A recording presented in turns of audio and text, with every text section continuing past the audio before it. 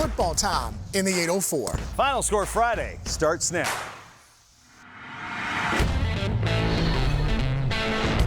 Final Score Friday with Sports Director Lane Casadante and Sean Robertson.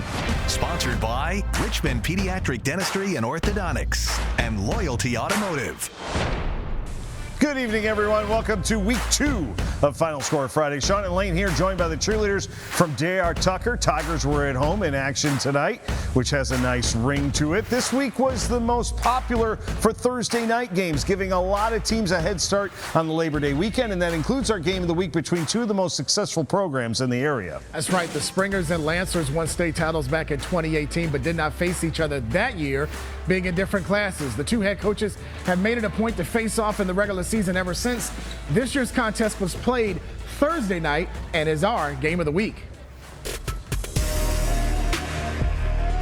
Third time in the last 4 meetings these two programs have met in the regular season. We pick it up early in the first quarter. Quarterback Christian Martin for Holland Springs on their opening drive of the game.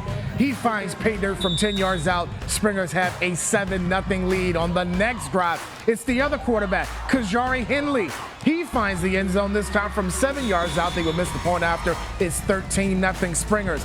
Taki Heath. Remember, he's going to Virginia Tech next year. Coach Pride probably needed him tonight as he scores on the jet sweep. 20-0 Holland Springs at that point. Manchester would get on the board in the second quarter on this touchdown pass, but it would not be enough as the Springers rolled 48-7 the final over Manchester. I mean, we came out and we got a victory. That's the most important thing. And the team looks good. We're only in the second week of the season. So there's a lot to always improve on and a lot of things to talk about. And a couple things that we got to focus on as we move to the next week. Also last night, number 2 Varina on the road at Glen Allen. The Blue Devils have never surrendered more than a touchdown to the Jaguars. Glen Allen, Andrew Milwitt, the shuffle pass to Xavier Moss. It's fumbled though, and it's picked up by Jordan Edwards. That would lead to this Miles Derricott touchdown pass to Kavion Keys. And the Blue Devils have a quick 7-0 lead later in the first quarter. 10-0 now. When Varina's defense comes up big again, Michael Longo-Kosin with the interception. That led to a Derricott to Keys connection once again. Blue Devils go to 2-0 as they win 29-7 over the Jaguars last night. That's going to be a scary combination in the regular season. Yes, it is. Out in the West End, Patrick Henry opened their season on the road at Mills Godwin. A continuation of a series that dated back to 1981. Mills Godwin would get on the scoreboard first. Daniel Wiener, the 34-yard touchdown pass to Nick Clark. Eagles with a 7-0 lead. Patrick Henry would come back. Jaden Brown to Jeremiah Grant. Nice slant. And he does the rest. 30 yards on the pitch and catch. They would miss the point after. Godwin up 7-6. Grayson Ross for Patrick Henry. There he is. 35-yard touchdown. Patriots up 12-7 at that point. He would tack on a 50-yard touchdown run. Patriots roll 32-7 the final.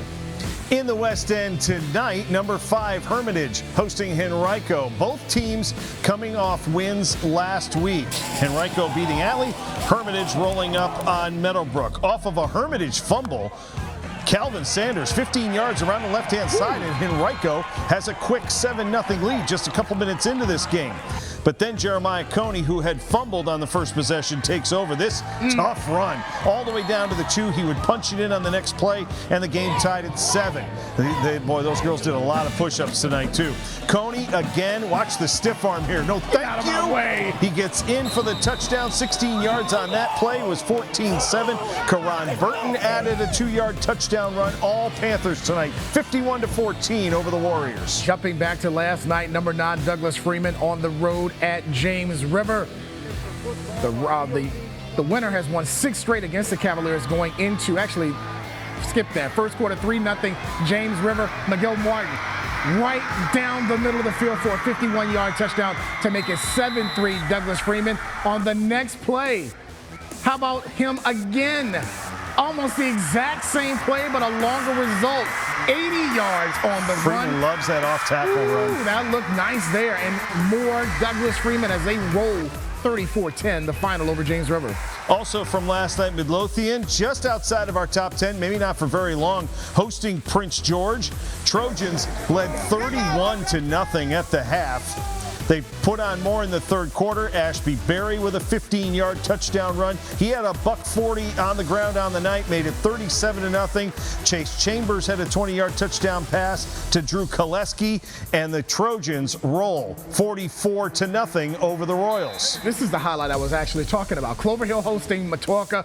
The Warriors opened their season with a win against Glen Allen last week and has won 6 straight against the Cavaliers. That was a little bit ahead with the highlight.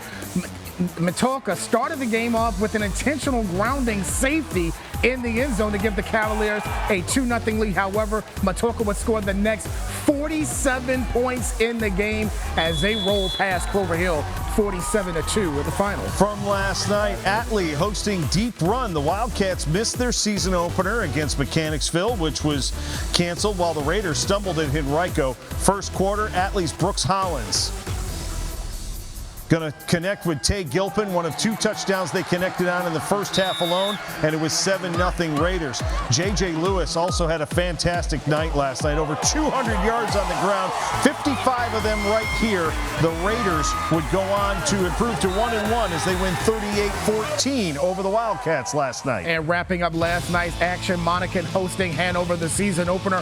For both of these teams, Hanover will get on the scoreboard first. Payson Sealman, 16-yard run to give the Hawks an early 7-0 lead. Later in the first half, Bo Sanau with an 8-yard run to make it 22-6 Hanover. It was all Hanover in a surprising score, 55-6 on the road at Monacan. We still got some action to get to from earlier this evening as week 2 of Final Score Friday rolls on. Stay with us.